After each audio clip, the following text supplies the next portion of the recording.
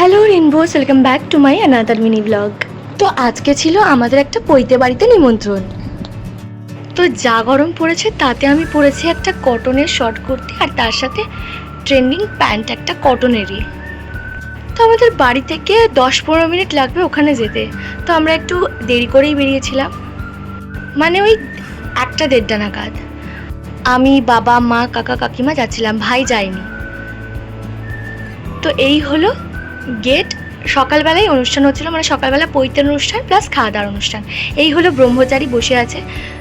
তো প্রথমে আঙ্কেল পুজো করতে বসেছিলেন, এরপর ব্রহ্মচারীও পুজো করতে বসে যায়।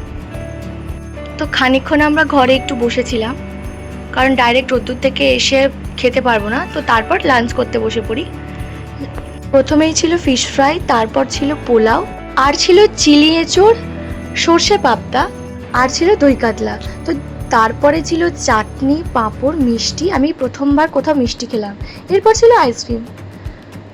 তো এরপর খেয়ে দিয়ে আমরা বেরিয়ে পড়ি বাড়ির উদ্দেশ্যে। রাস্তায় দেখতে পাই এই সুন্দর সুন্দর ফুলগুলো। আমি তো সব ফুলের নাম জানি না, তোমরা জানলে আমাকে জানাতে বলো না। আর আমার চ্যানেলটাকে সাবস্ক্রাইব করে ভিডিওটাতে একটা লাইক করে দিও। তো এই এত বড় একটা কাঠগোলাপের গাছ দেখলাম, কত কাঠগোলাপ হয়ে আছে, এত সুন্দর লাগছিল আর স্মেলটাও দারুণ ছাড়ছিল। তো আমি একটা কাঠগোলাপ তুলে নিই। আমার কাঠগোলাপ ভীষণ ভালো লাগে, মানে গোলাপের থেকেও কাঠগোলাপ আমার সব থেকে বেশি ভালো লাগে। তো আমি একটা তুলে নিয়ে আমার মাথায় দিয়ে দিয়েছি। এরপরে এই পিঙ্ক ফ্লাওয়ারটা দেখতে পেলাম, আর দেখতে পেলাম এই হোয়াইট ফ্লাওয়ারটা। আমি একটারও নাম জানি না, যাওয়ার সময় ভিডিও করিনি, কিন্তু আসার সময় সমস্ত গাছগুলোর ভিডিও করেছি। এই ফুলটার নাম তো তোমরা সবাই জানো, জানলে কমেন্ট করো।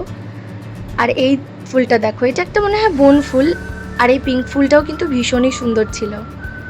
চলো দেখা হবে পরের ভিডিওতে। আজকের জন্য ভিডিওটি এখানেই শেষ করছি। ভালো লাগলে সাবস্ক্রাইব করে দিও। বাই।